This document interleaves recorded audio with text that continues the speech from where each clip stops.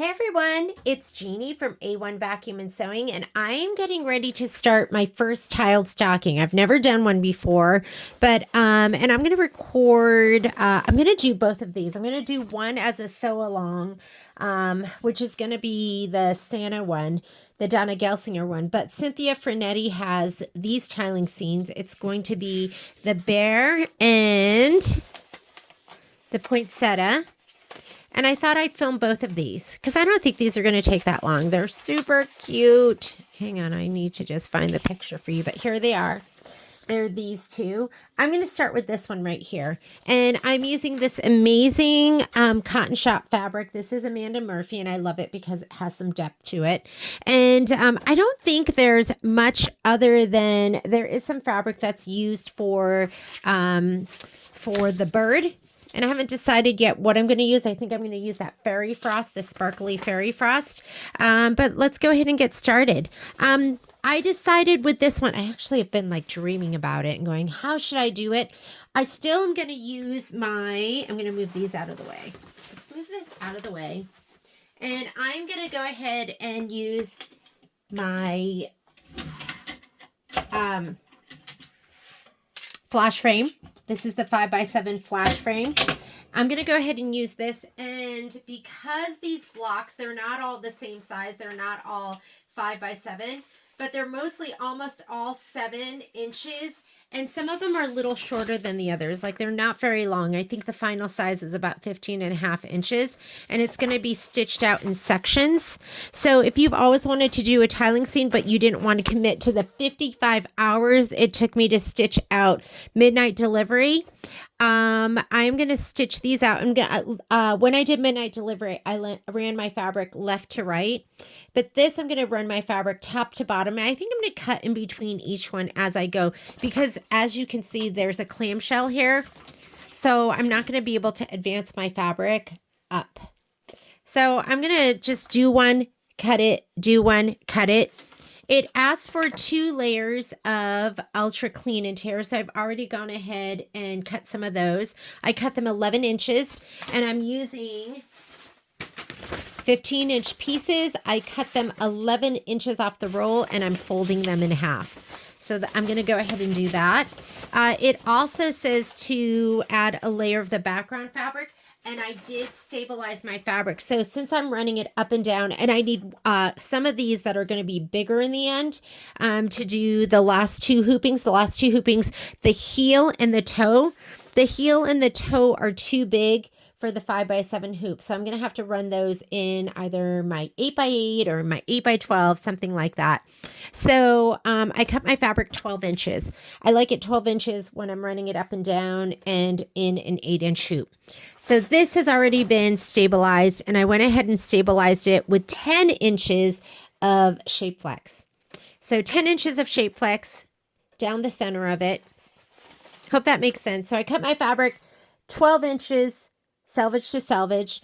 I cut my Shape Flex 10 inches. It's 20 inches long, so you could cut it 42 inches and then cut it right down the center. So you have 10 by 42 inches, 2 pieces.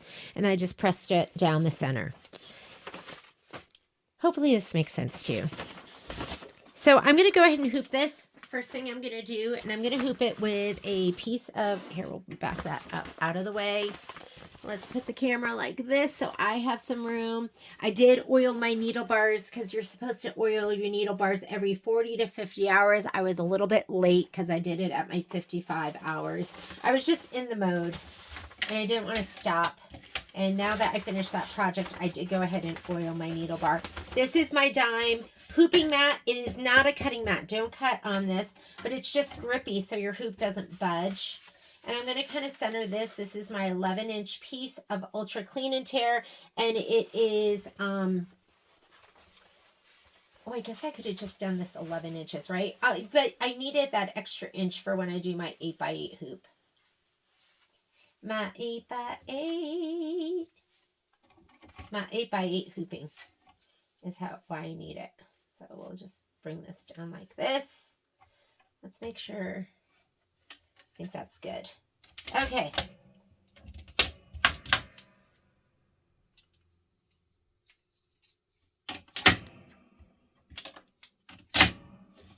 And I'm just going to kind of pull this so it's nice and taut. Aren't these fantastic? So easy to hoop. And then when you take it off, you just pinch like that. The magnets come off, and you do the same with the top. So I'll go ahead and put this back on. I just like to kind of pull it so it's nice and taut. Taut, not stretched. I'm going to take this, slide it onto my machine. I've already oiled, I oiled my hook, and like I said, I oiled my, my needle bars. I do have to change out my threads. Change out the threads. So let's go ahead and slide this on. And I think I can just hoop on and off here. I'm not going to have to take my hoop off. Oh my goodness. And I did send my design wirelessly. Because Annette Guzman came in and she goes, it's so easy. And I go, I'm going to do it. I'm a big girl and I can do this. And I did it. I kind of stumbled my way through because, of course, I didn't read the instructions. But there is a, if you go, I don't even know where to tell you how to do it. We'll do a video to show you how to do it. But I sent it wirelessly. I did not even use a USB. It was absolutely amazing. Okay, let's get our colors. Some of the colors I'm using are new. But what I like to do is I like to write my colors. If they're small numbers, I write them in 3 different spots. If they're longer numbers, I write them. Oh, see this? I only wrote in 2. I have started writing them in 3 different spots. For instance, what's a new color? Here's a new color right here. And this is color 4220. I don't have this. Because you know you can just pop those off like that. So I'm going to write it. I like to write it right in the front. There's the front of my thread. So I'm going to write it right here. So 4220.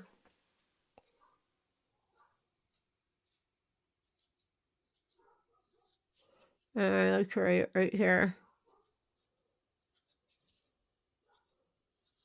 And one more time.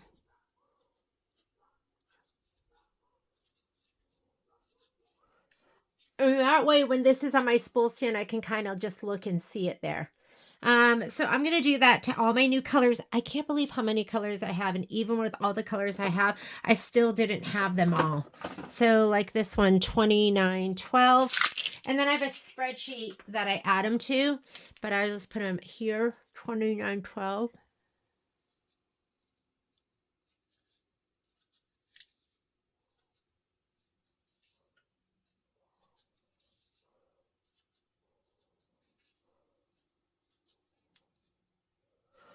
And if there are smaller numbers like 801, I would write 801, 801, 801, 801 on the whole thing. I'll go ahead and number those as I go, but let's get the colors out that we need. And for right now, I'm just going to load them on my thread stand in the order that they come up. Here we go. I'm so excited about this because I think this is going to be like one of those projects that I can do so fast. I'm going to start off with this block right here, which is going to be the top. And let's get our colors. So we'll line them up first.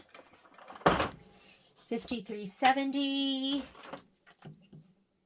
5531, 5643, 4111. I did that one, didn't I? Was this one? Was it? Nope. Nope. Maybe I didn't do it. I didn't do it yet, so I'm going to have to write my numbers on those. 5830, 5830. And I have to number the tops too, because I have the stickers for the tops, and that really helps looking at those. 5830. Those were a gift, but you can also get them on Etsy. 1755. This one? Yes. 1755. 0015. I have a spool of that, so I'll go, a king cone of that, so I'll go grab it. 2113. 1921. Here's my 1921. 1921 is also right. Here we go. 1921, 1900, 1730, 1430, and 2508. This is a new color for me, hot pink. 352. And then I'll probably use a green, and I'll just pick one of the greens to do the final seam. I like it to be a color that like matches, but they're always going to have that last color in black. I normally don't do the black in case I don't encase that the black color. I just don't want it to be showing. So let me go grab my white. Okay, so I added my white. Now I'm going to go ahead and load my colors on top. I'm just going to go in order. The white one was 7. 1, 2, 3, 4, 5, 6, 7. Perfect. And I'm just going to load up 10 colors. I have some colors still on my spool stand, so I'll tie them off. And the ones that I broke off, I made sure the tails were really long, so I can just tie those off. So let's go ahead and load them up. And I'm a thread breaker. And remember, make sure you pop that shut if you have to undo that, because if you don't, your thread will get caught under there and it will snap your needles. And that's never any fun. Well, it doesn't always snap your needles. It just might break. Your thread just might break. So here we go.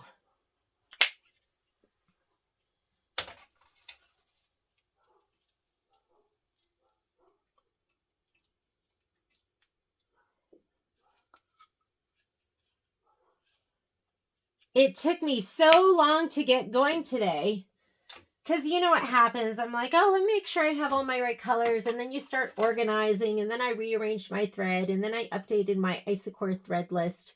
And next thing you know, 2 hours have gone by. And then your dog wants to take a nap on you. And in our house, we practice dog law. So if the dog's on you, you can't move. 4, 1, 1, 1. 4, 1, 1, 1. 4, 1, 1, 1.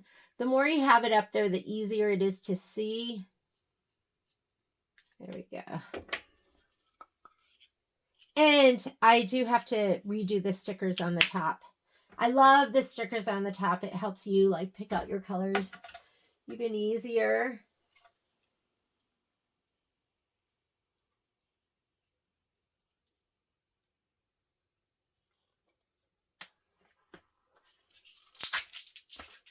New colors. It's still better than buying a whole thread set.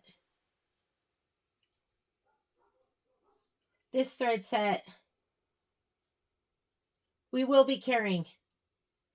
So if you're just starting your Isacore journey, and you can always use your own colors.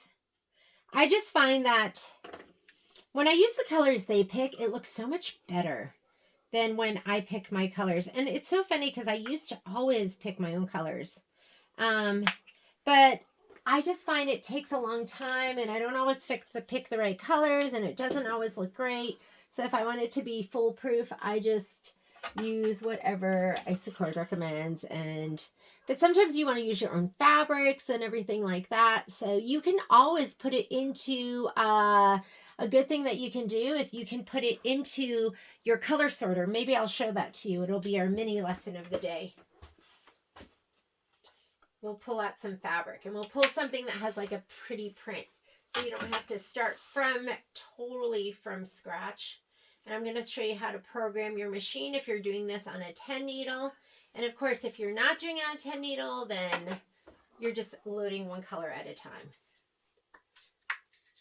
I wonder how long this stitch out is.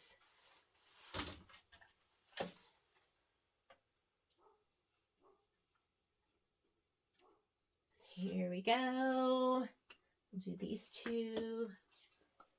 And that's almost all of them. I think we have 5 colors that aren't going to make it. I had to put those away so I don't get confused. Oh my goodness. I wanted to do midnight delivery last night and put it all together, but I was so tired. And then Patrick and I ended up having a date movie night, and we watched The Notebook because that's one of my favorite love stories ever. And then we watched Princess Bride.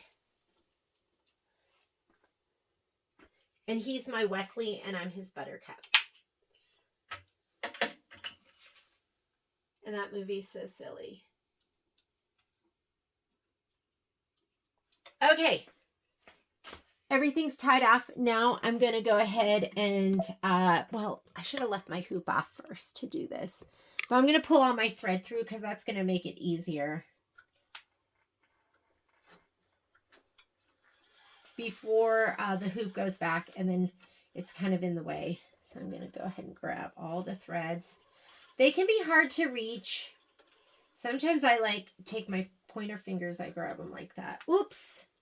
You don't want it to pop up.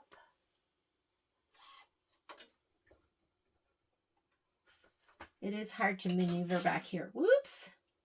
Getting caught on everything, aren't I? Okay. You're just pulling it out so the next color is about 10 inches beyond the, like 10 inches of thread. Beyond like the threader, where the threader is. Okay, this is getting caught. I'm getting caught on something. What is this, number 5? Here we go.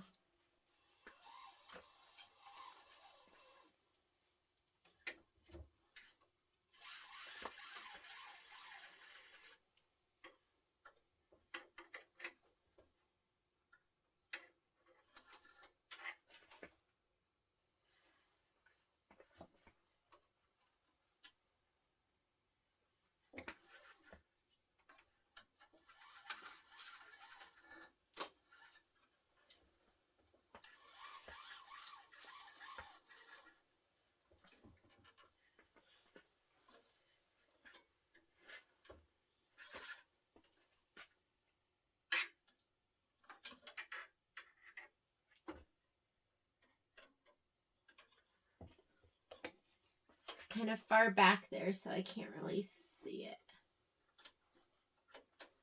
it. And like I said, if I had remembered, I would have just done this before I put the hoop on, but I don't want to take the hoop off and put it back on again.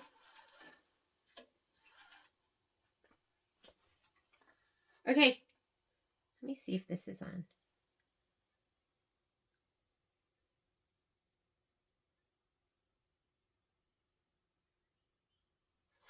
All right, doesn't that look so beautiful? So now we're ready to do the bottom part of our threading, and this right here is your threading button. So I'm going to come in here. Let's start with 10 because I'm already on this side. I was on needle number 9. So I'm going to bring my threader forward, and I am going to use the tool because it's hard for me to reach my hand in there right now. Threader back, go to needle number 9, bring the threader forward, right to left, up and around, threader back, 8, threader forward. So it's very easy to thread this machine. I'm not going to keep narrating because that would be annoying, right? Threader to the back. Number 6.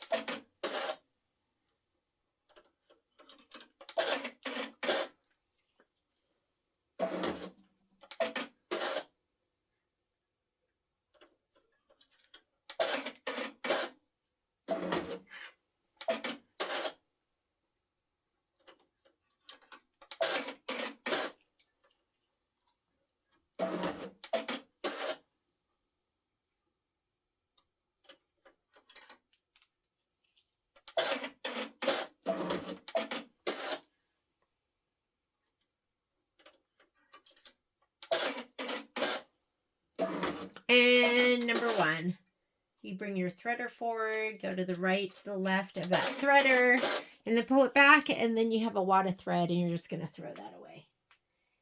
Okay, let's go ahead and program, and let's make sure our colors are all on there, and they're all on there right. And because I wrote the numbers on there, I can stand here and see them, which is really, really nice. So I should have, and I can check my numbers right here, 5730, 55, is that 5531? Yeah. 5531, 5643, 4111, 5830, 1755, 115, 213, 1921, 1900. They're all set. So I don't need to go ahead and change anything here in with my numbers. So here's my design. Well, let's make sure I'm loading the right design. We want 8038106. 80381. It's this one. And I'm just looking at the picture because the number doesn't quite match. So I'm going to go ahead and do this one. I'm going to set it. I'm going to rotate it 90 degrees to the right. I always rotate them. I'm going to bump it all the way up to the top. And I wonder if it's going to, oh, it does let me go all the way outside of the center. And let's go up. Let's say okay, and then see if we can move it here. And if it does the same thing. Yep, outside. And we're going to go end to edit. Let's see if this page, there, it didn't let me go outside of it. So you have to go to the page that has your manual color sequencing. Here's where you would program it if you need to. We need to add a stop in. So we're going to go here. The first 10 colors are going to be all set. We're going to pause it right here at color number 11 because we're going to have to put in a new color. 11 is 1730, yes.